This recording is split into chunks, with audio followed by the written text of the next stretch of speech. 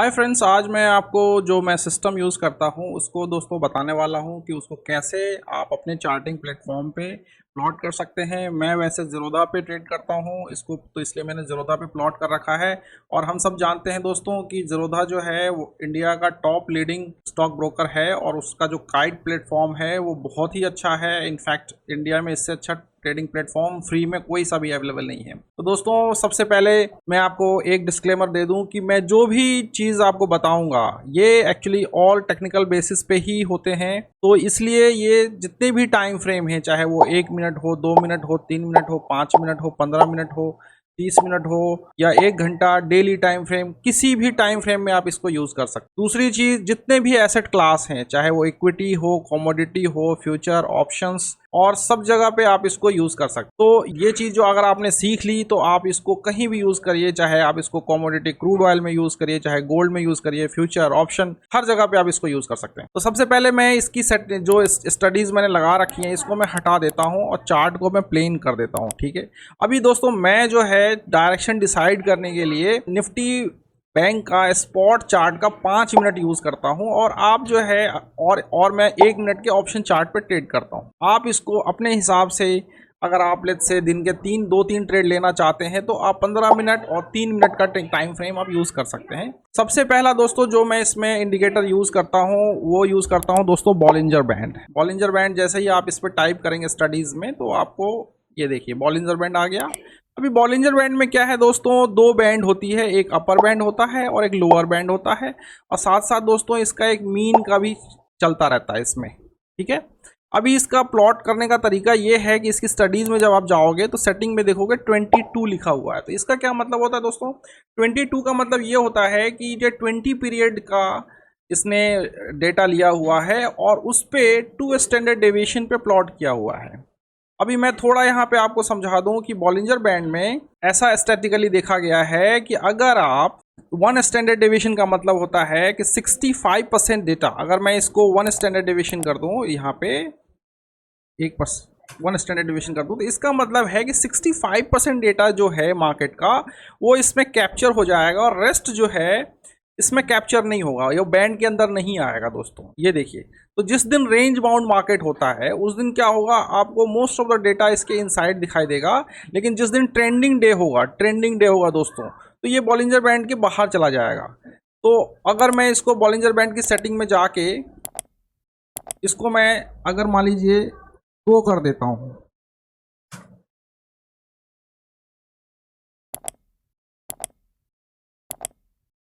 अभी 1 की जगह दोस्तों मैंने अगर 2 कर दिया तो क्या होगा दोस्तों, फिर ये माना जाएगा कि 95% डेटा जो है वो बॉलिंजर बैंड के अंदर आ जाएगा। 95% डेटा दोस्तों, इसमें 95% डेटा जो है वो अंदर आ जाएगा। सिर्फ 5% डेटा ऐसा होगा कि वो इसके बाहर चला जाएगा, सिर्फ 5% डेटा। इस चीज़ को आप समझिए। अगर बॉलिंजर बैंड की सेटिंग को हम लोग 3 कर देते हैं तो क्या होगा कि 99.9% डेटा वो अभी बॉलिंजर बैंड के अंदर आ जाएगा। सिर्फ 0.1% डेटा आप देख सकते हो वो बाहर रहेगा, 0.1% डेटा। और ये जब भी बाहर जाएगा तो इसकी बहुत ज़्यादा प्रोबेबिलिटी ये होगी कि ये अपने मीन तक ज़रूर आएगा। ठीक है, तो हम लोग इसकी स्ट्रेटजीज बाद में डिसाइड करेंगे, सबसे पहले हम इसकी सेटिंग्स देख लेते हैं। ठीक है, तो मैं अपने सिस्टम में क्या करता हूँ, मैं बॉलिंजर बैंड 2 यूज़ करता हूँ और साथ में मैं इसकी फिल को हटा दिया मैंने। ठीक है, फिल को हटा दिया मैंने, और इवन जो मीडियन बैंड है उसको भी मैंने ब्लैक कर दिया। ओके, इस तरह से मैं इसको प्लॉट करके रख लिया अपने चैनल, अपने सिस्टम के लिए।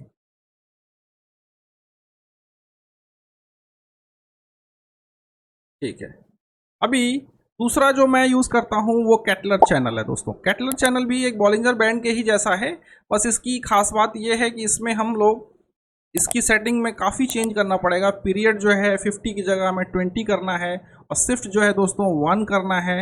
1 या 1.5 आप कर सकते हो, मैं यूजुअली 1 करता हूँ।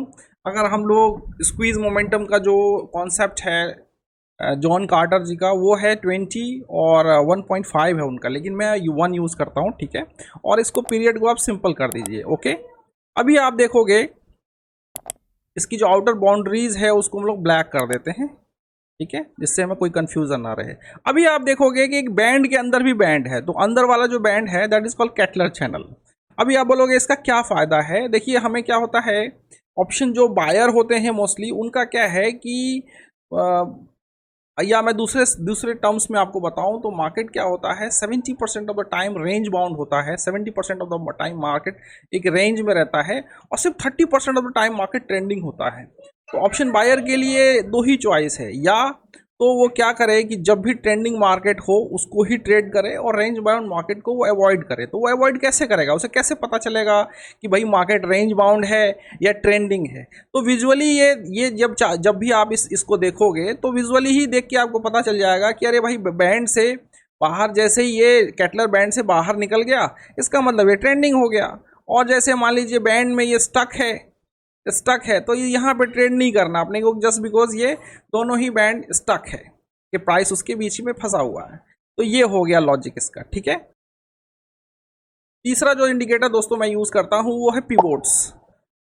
पिवोट्स दोस्तों क्या होता है कि पिवोट्स कुछ भी नहीं है, एक ऐसा समझ लीजिए प्राइस पॉइंट है जिसको कि प्राइस को रिस्पेक्ट करना होता है, और प्राइस वहाँ से सीधे ऐसे भाग के नहीं जा सकता, प्राइस को वहाँ पे पॉज करना पड़ेगा, रिस्पेक्ट करना पड़ेगा। तो एक जैसे हम लोग किसी रोड पे जा रहे होते हैं तो आपने देखा होगा जगह जगह पे रोबोट्स लगे होते हैं, रोबोट्स यानी रेड लाइट्स लगे होते हैं। तो वहाँ पे क्या होता है, जैसे आप यहाँ से निकले तो जैसे यहाँ पे जाओगे तो आपको रुकना पड़ेगा, भले ही आपको आगे जाना है तो भी रुकना पड़ेगा, या यहाँ से यू टर्न लेना है तो भी आपको यहीं पर जाके रुकना पड़ेगा। तो इसलिए पिवोट्स जो है बहुत ही ज़्यादा यूज़फुल होते हैं दोस्तों।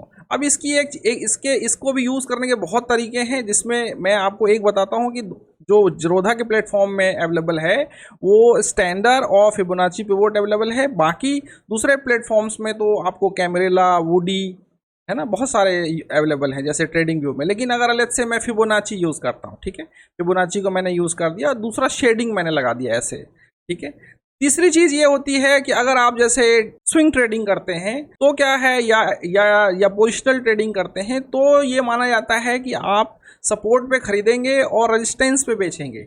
लेकिन जब आप इंट्राडे ट्रेडिंग करते हैं, जब आप मोमेंटम बेस्ड ट्रेडिंग करते हैं, जब आप ब्रेकआउट ट्रेडिंग करते हैं, उसमें उसका कॉन्सेप्ट अलग है। उसमें क्या होता है कि हमें रेजिस्टेंस के ऊपर खरीदना होता है और सपोर्ट पे बेचना होता है, ठीक है। सपोर्ट को जब प्राइस ब्रेक करेगा तो हम लोग बेचते हैं। तो मैं इसको क्या करा मैंने कि जितने भी रेजिस्टेंस हैं उसको मैं ग्रीन कर दिया और जितने भी सपोर्ट हैं उसको मैं रेड कर दिया मैंने, ठीक है। अभी इसको विजुअली ही देख के दो चीज़ आप समझ सकते हो, इसको दो तरह से यूज़ कर सकते हो। जो इसकी जो वाइट लाइन है, जो इसका मीन है वाइट लाइन, वो है मेन पिवोट, ओके। तो इसके दो तरीके तो इसको तुरंत यूज़ करने के हैं। पहला ये है कि भाई जब भी पिवोट के 2 डे पिवोट एनालिसिस में जब भी पिवोट के प्रीवियस डे का पिवोट करंट डे के पिवोट से ऊपर होगा, मतलब ये नीचे होगा, तो क्या करना है कि बहुत ज़्यादा चांस है कि मार्केट नीचे जाएगा, ओके। अगर मैं थोड़ा सा फेवरेबल बोलूं कि 50-50 की जगह आप ये बताइए कि किसका ज़्यादा चांस है, 55 या 60% चांस किसका है। तो जाहिर सी बात है दो दिन का पिवोट एनालिसिस है। अगर इस पिवोट में देखिए ये प्रीवियस डे का पिवोट है, ये आज का पिवोट है, अगर इसकी कंपैरेटिवली ये पिवोट नीचे है तो मोस्ट लाइकली मार्केट नीचे जाएगा आज, ओके। मोस्ट लाइकली, जरूरी नहीं है लेकिन मोस्ट लाइकली नीचे जाएगा, पहली चीज़। अगर मान लीजिए इस पिवोट के ऊपर है ये वाला पिवोट, तो माना जाएगा कि मोस्ट लाइकली मार्केट ऊपर जाएगा। तो आप अपनी एक्यूरेसी को मिनिमम 20% से कैसे बढ़ा सकते हो कि जब भी आपको 2 दिन का पिवोट आप देखो तो आप ये डिसाइड कर लो कि आज भले ही नीचे गया है लेकिन मुझे सिर्फ बाय वाले कॉल्स लेने हैं, मुझे सिर्फ लॉन्ग होना है मार्केट में, ओके। तो क्या होगा, इससे आपके एक्यूरेसी काफ़ी बढ़ जाएगी, पहली चीज़।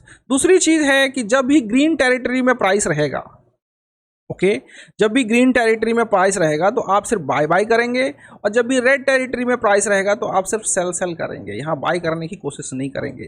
तो ये सिर्फ विजुअली आपको एक ग्लैंस में देख के पता चल जाएगा कि क्या हो रहा है, ओके। अभी जैसे यहाँ से प्राइस मान लीजिए यहाँ है और इसने इसको ब्रीच कर दिया, तो सीधी सी बात है यहाँ से हम लॉन्ग होंगे। नेक्स्ट टारगेट क्या होगा आपका, तो ये, इसके बाद नेक्स्ट टारगेट क्या होगा, तो ये, ठीक है। तो प्राइस जैसे R1, R2, R3, S1, S2, S3।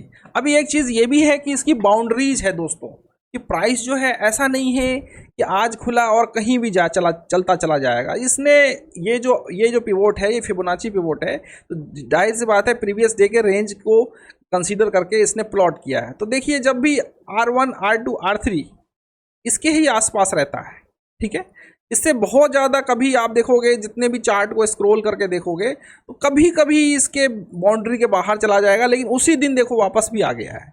आप इसको अगर स्क्रॉल करके देखोगे कि देखो आज R3 के ऊपर खुला, लेकिन फाइनली बंद कहाँ हुआ दोस्तों, अपनी टेरिटरी में। एक ये लॉजिक है दोस्तों।